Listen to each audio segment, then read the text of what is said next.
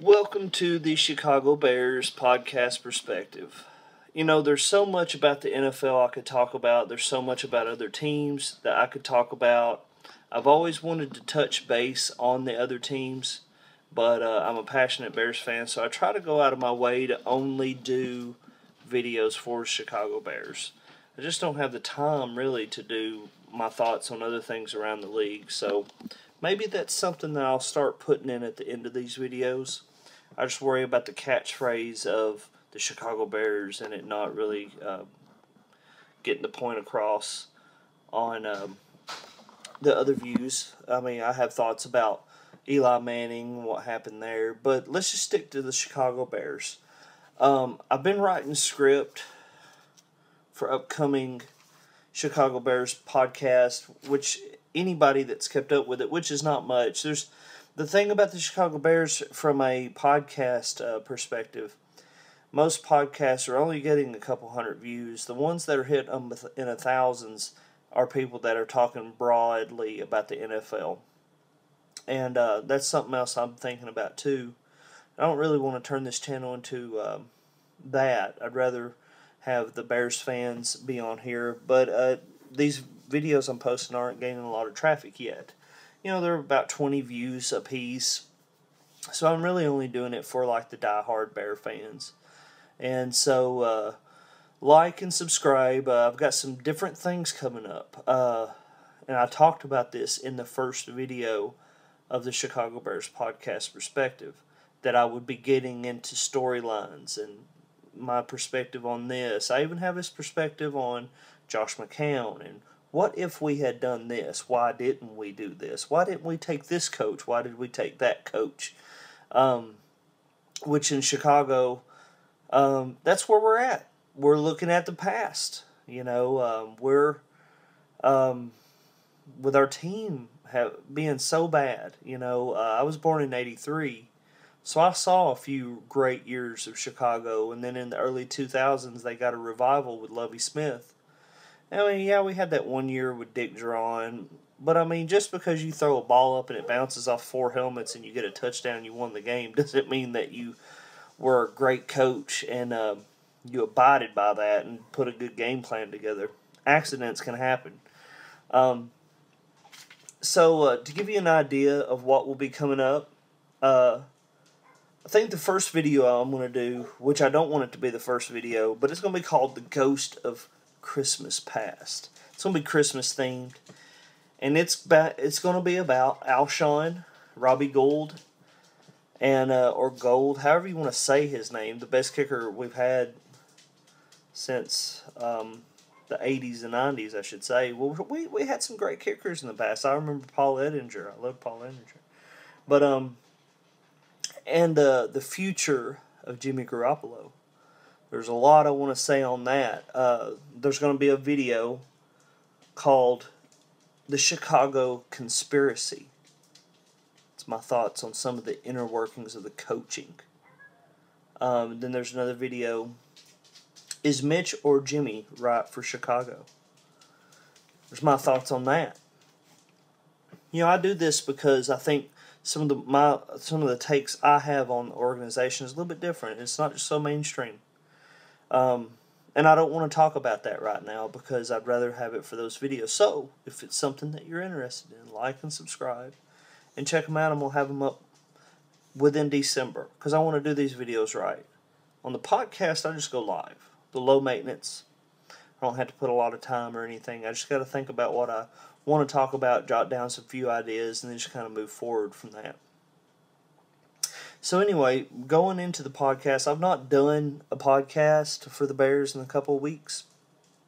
I've been working on other film, other recording. I've got some music stuff that I do and some fan film stuff that I'm going to be doing. And this channel is going to the quality is going to go up intensely in the next 3 months. I've got new equipment coming in and time and stuff that's going to be going into a lot of things moving forward, from fan film stuff to music stuff to, you know, right now I'm trying to find what's going to catch on this channel, which I don't care. I don't really care what gets big or what. I just want to enjoy what I do, and I enjoy Just doing all the things that I'm doing right now on the channel. But I want to do more. Past few games, like I said, I haven't touched base. I don't think I did one for Detroit. Don't think I did one for Philadelphia. And this is, we just now finished the San Francisco game. What's there to say? The play calling. Everybody I'm hearing is knocking Vic Fangio. This is the best defense we've had in a very long time. Our defense as a whole looked better at the beginning of the year than it has in a very long time. But now injuries have taken place. Leonard Floyd's gotten hurt. You just had across the line so many injuries. And then last week with San Francisco, you saw us bring in safeties that no other team wanted. They're our starters. So I don't know what you're expecting there. In Patriots, they can bring in no-name play people, but they're also people that's coached by Bill Belichick throughout the year. And he puts time into those people. He makes sure that they understand stuff. If you're bringing people in that were just sitting at home, I can't fault Vic Fangio on a lot of this. But the play calling's too safe. The play calling at the end, not letting them score so you can just put the ball in Mitch's hands. The handcuffing of Mitch Trubisky, I worry about that with his development. We brought in Dontrell Inman, which I like him. I like him as a rotatable second, third, fourth top wide receiver, depending on the personnel of the play. But I like the guy. He's getting a couple of catches a game, which honestly is more than the other guys are getting. Don't know what's going on with Marcus Wheaton. I don't know why we have the coaches.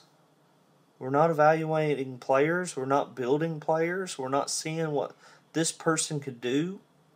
We're not trying this. Adam Shaheen's not taking the field.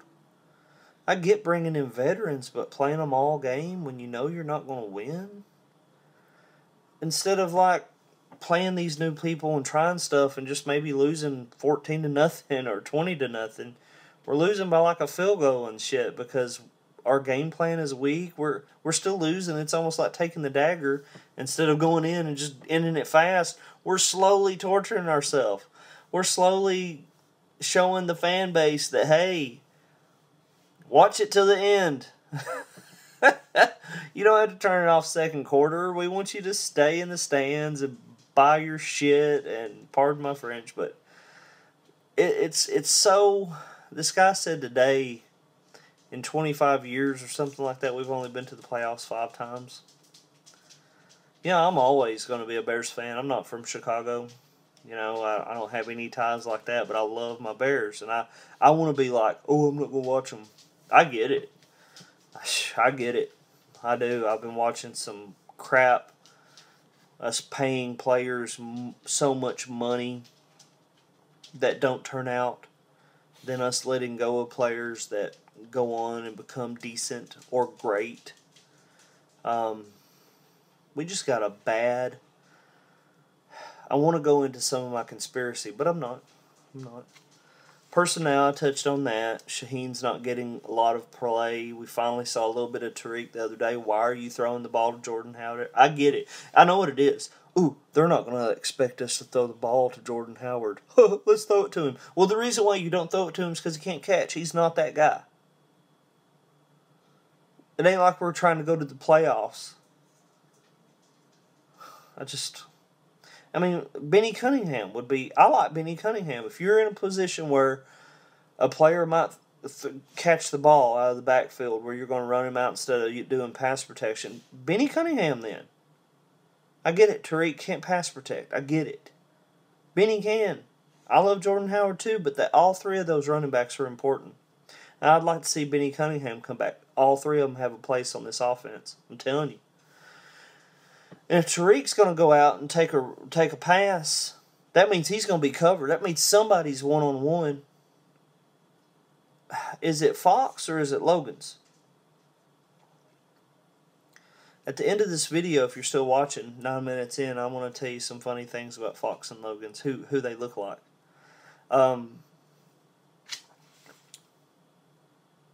the play, it goes. That's all really to say. The personnel play calling. I don't fully blame Vic Fangio. It is John Fox's team.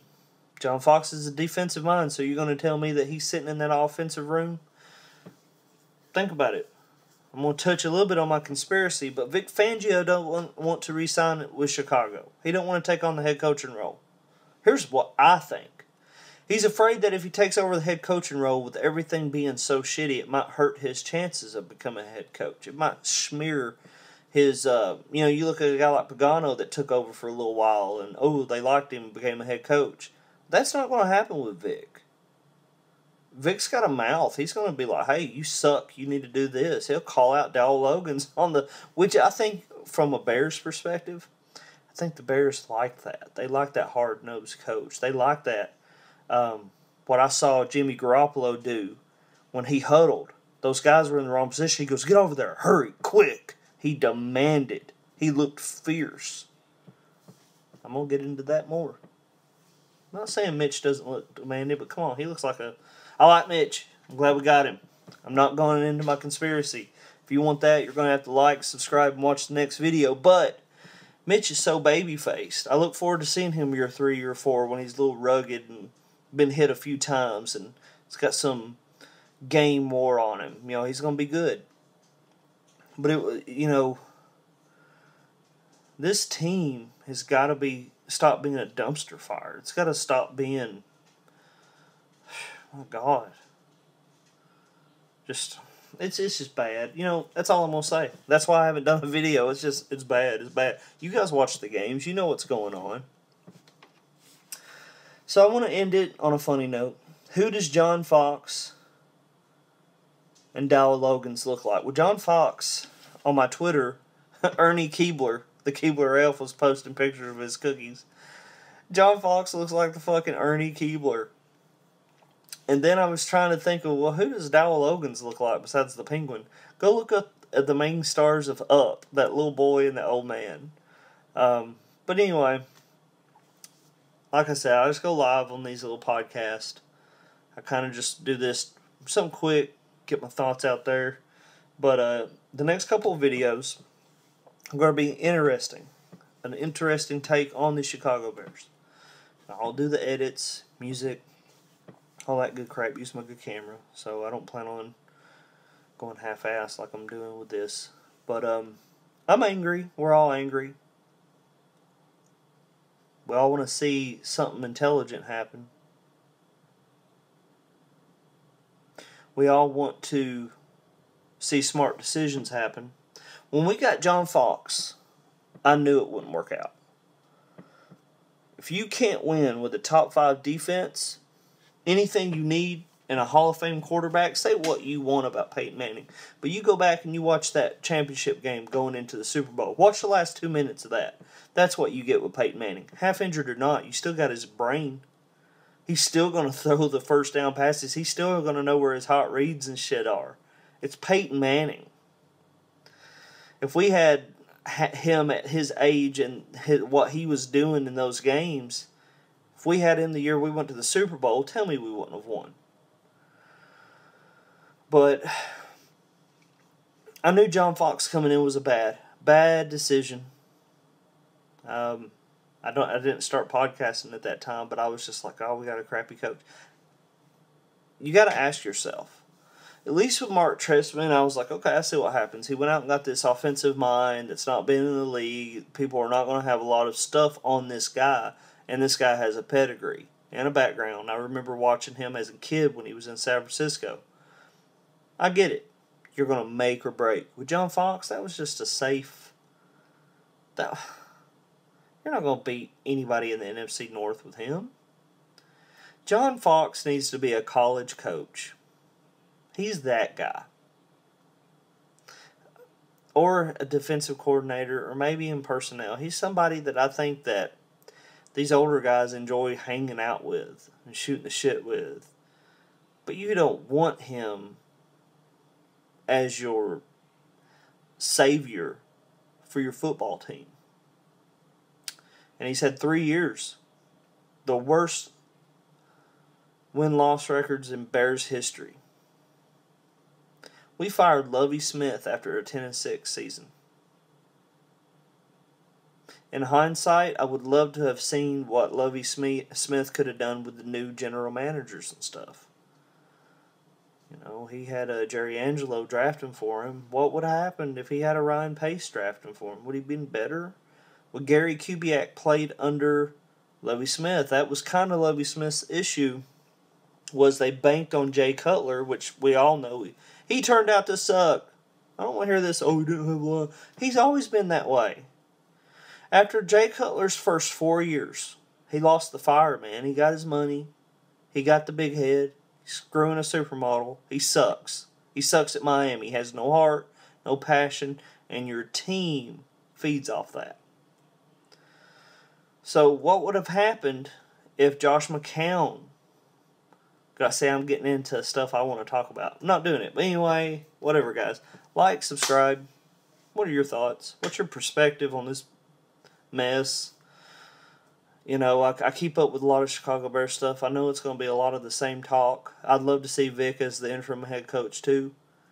At this point, I'd be okay with seeing Logan's. I just want the Bears GMs just to be like, yes, we get it.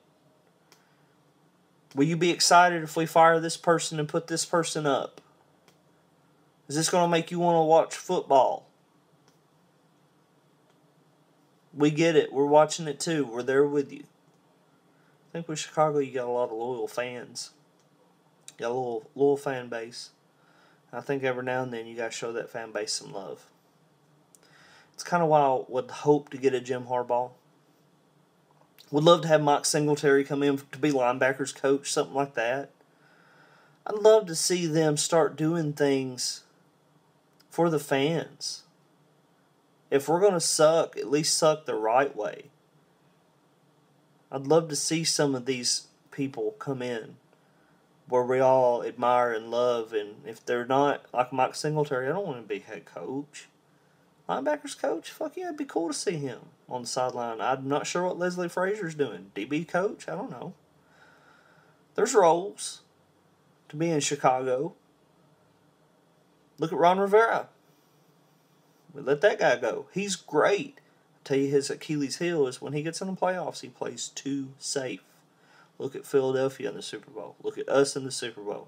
Now look at the Panthers. He can do it, man. He's great, but he's got that Schottenheimer thing to him where he's going to put together all these game plans. He's going to be aggressive, tough, fierce. His team's going to resonate with that, and then in the playoffs, he's going to be safe. And until Ron can start being consistent and carry over that aggressiveness, he's not going to achieve that ring, and he's got a great team. Anyway, guys, this has gone on long enough. Enjoy your day. Like, comment, subscribe, and bear down.